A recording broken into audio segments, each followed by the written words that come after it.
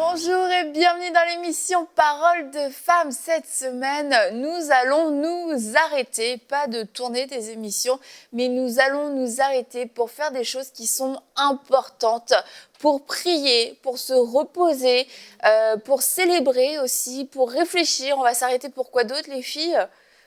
Nadine? Pour s'aimer. Pour aimer. Pour aimer. Oui, parce qu'on a des vies très occupées et souvent, on n'arrive pas à s'arrêter. On ne pense même pas que c'est possible de s'arrêter. On est comme dans un train à haute vitesse et la machine est impossible à arrêter. Et finalement, on est spectateur d'un paysage, on est spectateur d'une vie. On aimerait s'arrêter, mais on a le temps de rien voir, de rien faire. Alors cette semaine, on va prendre le temps de s'arrêter. Et aujourd'hui, pour prier, s'arrêter pour prier. Et on le sait, en tant que femme chrétienne, de femme de foi, la prière, ça fait partie de notre vie. Mais étonnamment, il y a plusieurs situations dans notre vie ou même quelquefois des périodes où on se rend compte que la prière est devenue quelque chose de plus rare, de plus occasionnel. Et je ne crois pas que ce soit toujours parce que on s'est refroidi, on n'aime plus le Seigneur, etc. C'est vraiment parce que on n'arrive plus à trouver le temps. D'un seul coup, j'ai plus le temps pour prier. Et comment est-ce qu'on peut arriver à cette conclusion? Mais c'est surtout comment est-ce qu'on peut changer cette dynamique et revenir à la prière. Mais tu sais, quand tu disais que le monde va à 100 000 à l'heure, puis c'est comme ça, on ne peut pas s'arrêter. Il n'y a pas longtemps, tu avais parti un challenge de 7 minutes avec Dieu, où les gens devaient prendre 7 minutes et plus, évidemment. Et parce que justement, il faut créer ce temps-là et la prière fait partie de ça.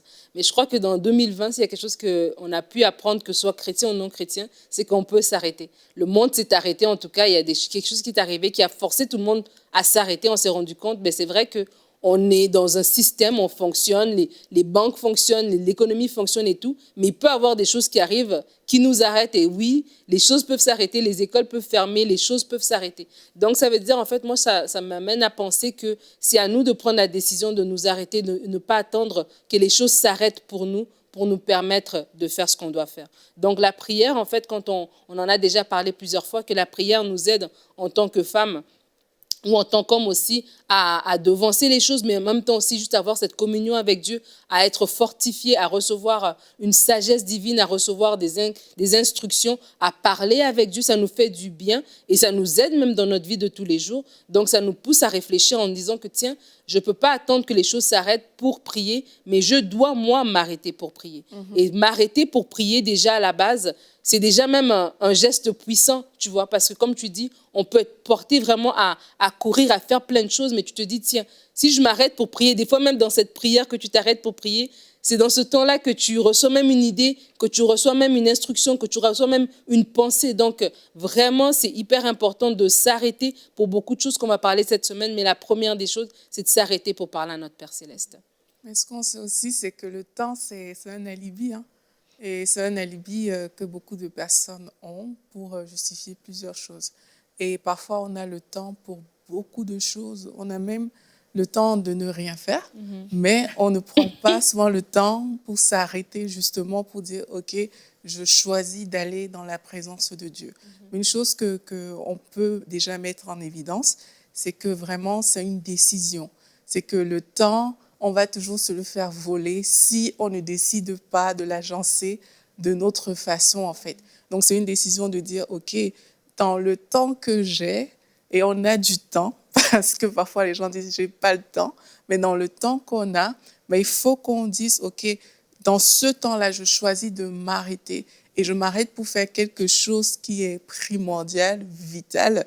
Je m'arrête vraiment pour prier, pour être avec Dieu. Quand on comprend que Dieu est la source de notre vie, et qui dit source dit origine, dit repère, mais là, on comprend également qu'on doit le mettre dans une position où dégager ce temps qui fait qu'on a puisé en lui, vu que c'est lui notre source. Si on ne fait pas ça, on se retrouve bouffé par la vie, tout simplement. Les choses arrivent, ça nous tombe dessus, tu ne sais pas comment gérer ces choses-là, mais quelquefois, c'est parce que tu n'as pas pris ce temps. Il faut savoir que la prière dégage l'atmosphère. Et quelquefois, on peut être troublé par différentes choses, tout simplement parce que l'atmosphère n'a pas été dégagée. Donc, il faut s'arrêter. Parfois, qu'on se sent des situations comme ça, il faut dégager ce temps-là et dire, mais je veux que mon atmosphère soit aérée, dégagée. Donc, je m'arrête et je vais dans la présence de Dieu. Et tu dis, on a le temps de ne rien faire. Et c'est vrai qu'on a quelquefois le temps de ne rien faire, mais nos pensées continuent de tourner et de tourner. Et c'est vrai que c'est pour ça qu'on se dit, mais je ne comprends pas pourquoi j'ai pas le temps pour prier, pourquoi est-ce que j'arrive pas à trouver du temps? Mais en fait, c'est parce que ça se passe pas forcément dans notre emploi du temps, mais ça va se passer plus dans notre tête. Notre tête est constamment en train de tourner, les pensées sont constamment en train de tourner, que ce soit des pensées d'inquiétude, des pensées de peur. Et en fait, ça crée, oui, une atmosphère autour de nous qui crée des oppressions et qui fait que on n'a même pas l'idée quelquefois de prier parce que ça nous semble tellement loin. On est juste, notre tête est comme dans un étau et à ce moment-là, on perd de vue la prière et on perd de vue, en fait, c'est ça dont j'ai besoin, c'est ça dont mon âme a besoin parce que l'atmosphère est chargée, on a besoin de le dégager. Comment est-ce qu'on va faire? Est-ce que c'est en parlant? Est-ce que c'est en restant ressasser toutes ces choses-là? Non, c'est à un moment donné en disant stop, ça s'arrête, je vais prendre un temps pour prier. Quelquefois, ça va être un temps de déclaration, d'autres fois, ça va être un temps pour répandre son âme parce qu'il y a des choses qu'on n'a pas dites, qu'on n'a pas formulées, qu'on n'a pas voulu confronter non plus. Et on a besoin de les dire au Seigneur et ça va nous soulager. Mais on a besoin tout simplement de passer ce temps dans la prière. Et quand tu parles, Aurélie, aussi, et parler de l'atmosphère, j'ai la pensée que des fois, on va prier va être notre dernier recours, en fait. Ouais. On va d'abord commencer par d'autres choses, commencer par d'autres situations ou d'autres réactions, pardon.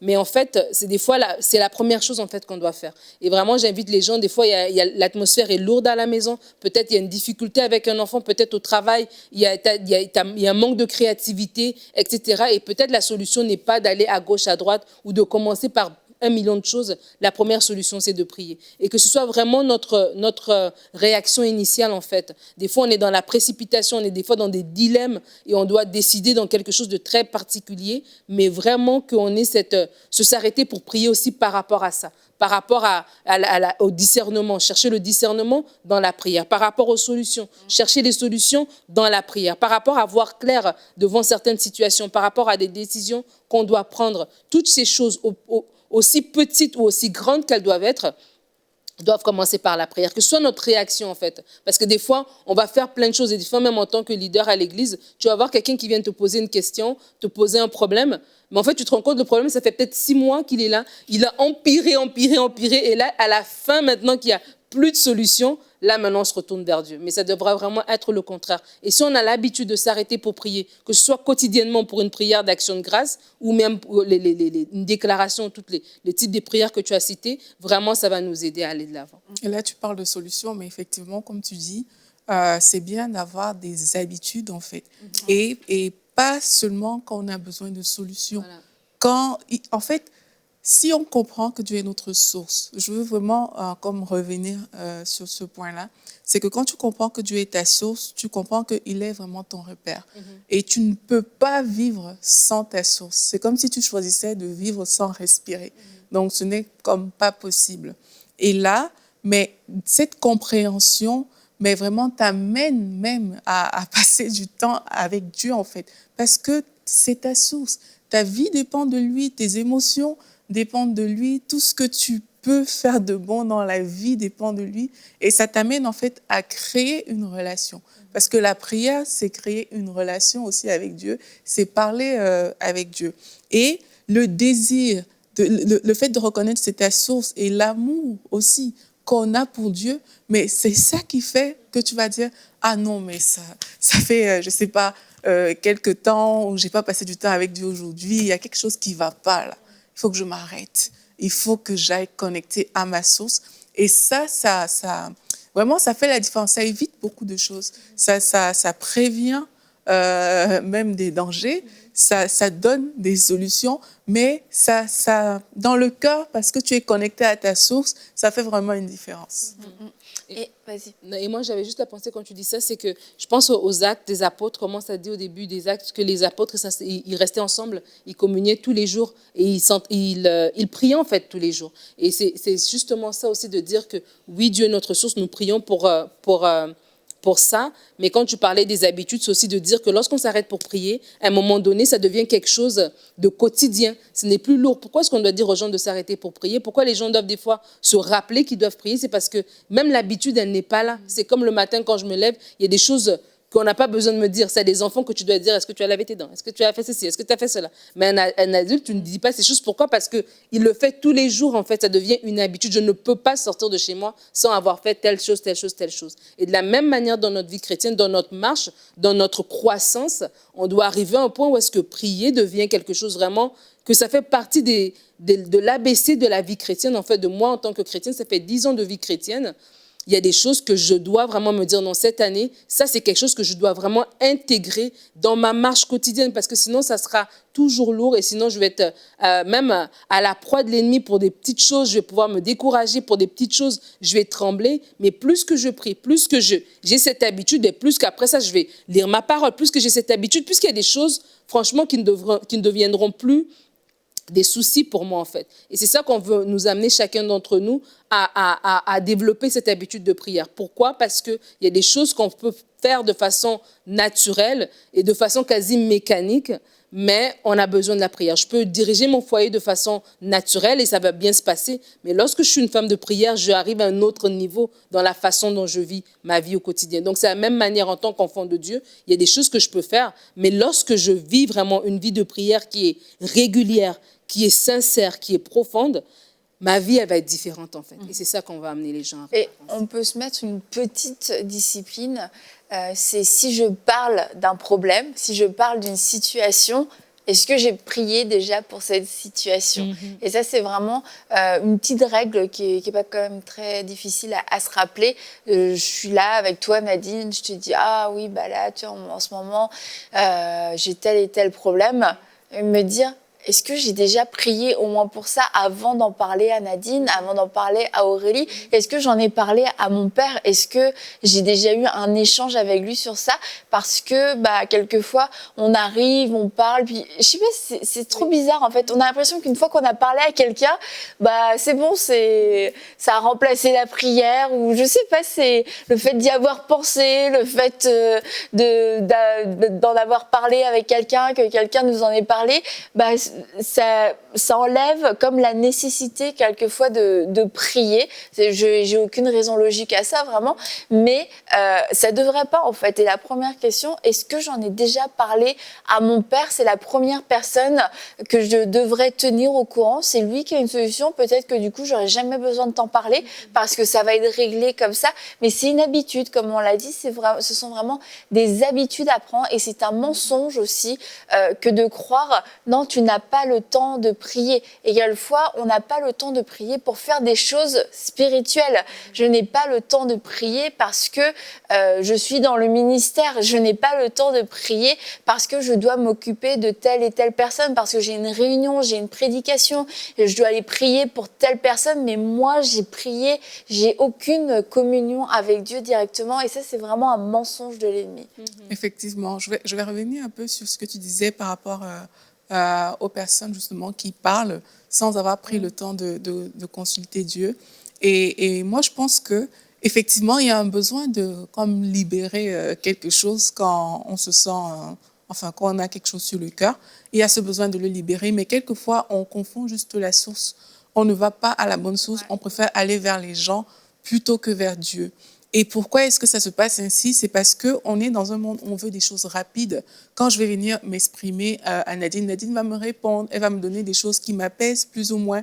Or, on se dit parfois dans la tête que si je vais parler de ça à Dieu, mais Dieu, peut-être qu'il va pas, j'aurai pas de réponse, j'aurai juste parlé, mais je vais continuer à transporter ce problème-là.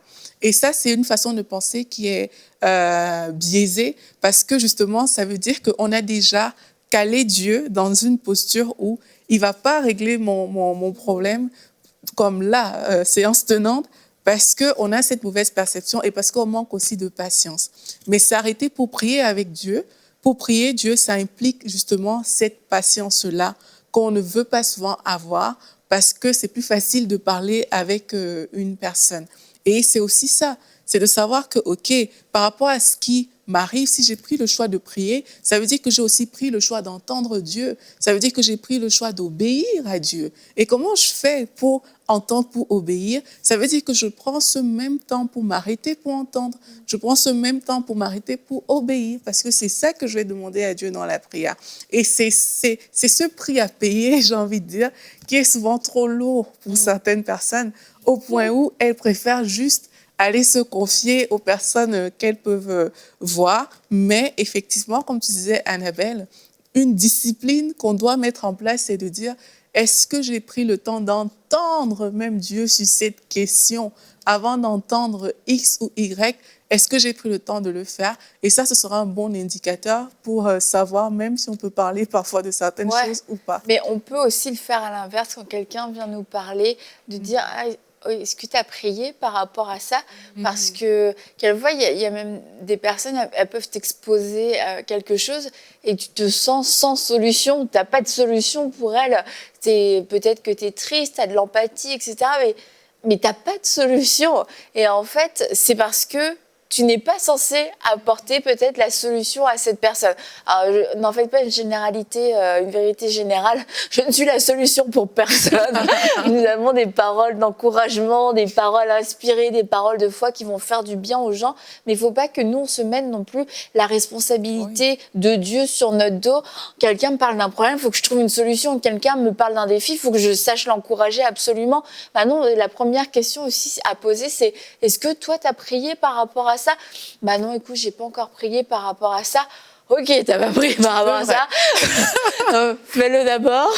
Et puis moi, je vais intervenir en deuxième parce que là, et ça va rétablir des équilibres, même dans des relations, en fait. Oui. Et là aussi, quand on parle du point que vous venez de dire, je crois que ça amène en fait les gens à se questionner de la façon dont ils perçoivent Dieu.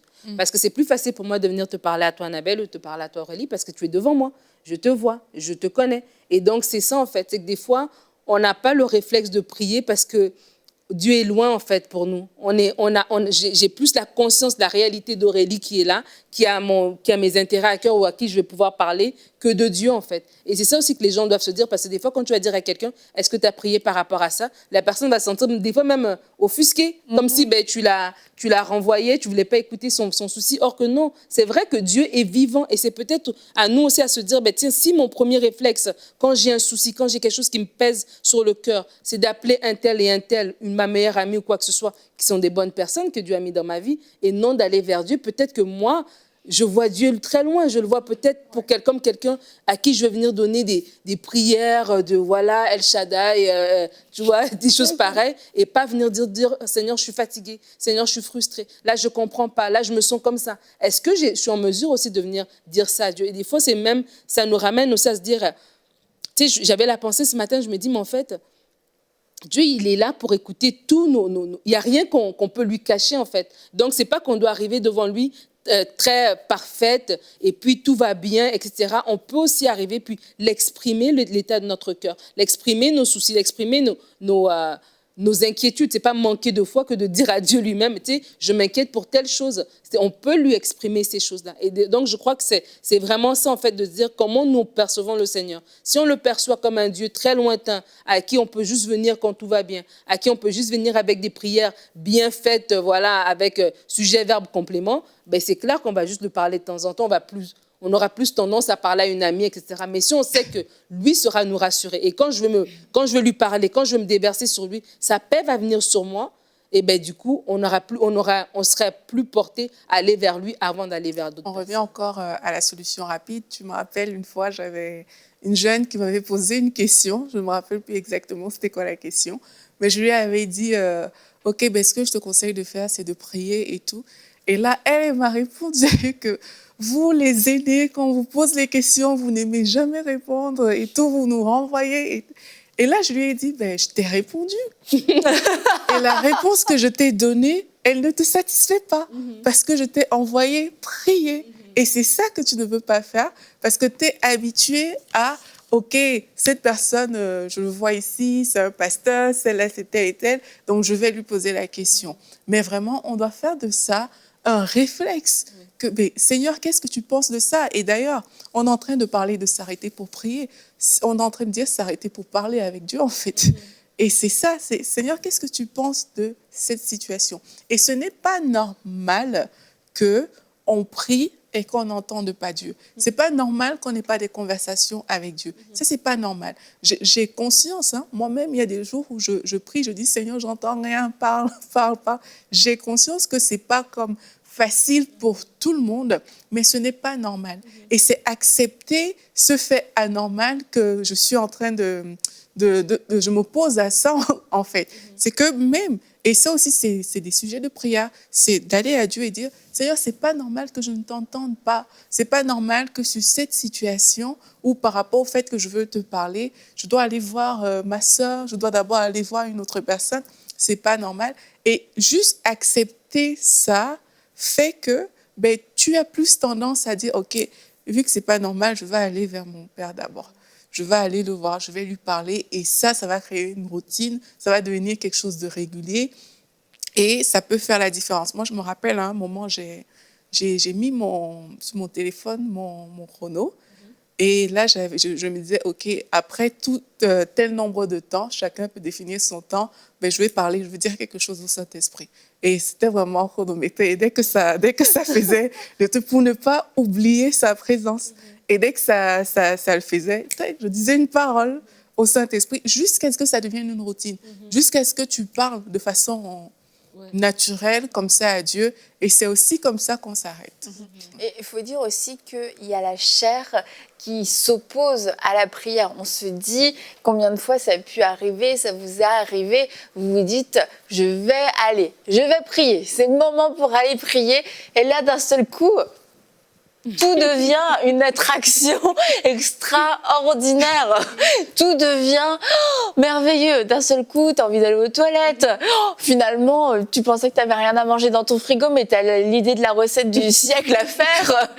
Et puis, la poussière, il faut absolument l'enlever tout de suite. Et puis, tu as absolument un message à envoyer qui est très important. Puis, ça te gratte la tête. Enfin, bon, bref, tout, partout, te sollicite parce que tu t'es dit, c'est le temps de la prière, je me mets à part pendant un moment et je vais aller prier et d'un seul coup, tout autour de toi a l'air de s'agiter, tout a l'air vivant, tout t'appelle et il faut reconnaître, ça c'est aussi la chair qui d'un seul coup s'excite, la chair qui dit non, moi j'ai pas envie d'aller prier et si on a l'habitude d'écouter notre chair et de se dire oh, ok, bon, je commence à faire ci, je commence à faire ça, 1 heure, 2 heures, une journée, 2 jours, une semaine passée, on n'a pas prié, c'est comme, non, attends, je me suis complètement soumise à ma chair, non, ça suffit. Si j'ai décidé que j'allais prier, ma chair va se calmer et puis de se rendre compte aussi, ça a été quoi le fruit de toutes mes petites actions que j'ai faites alors du poids parce que tu as fait une nouvelle recette.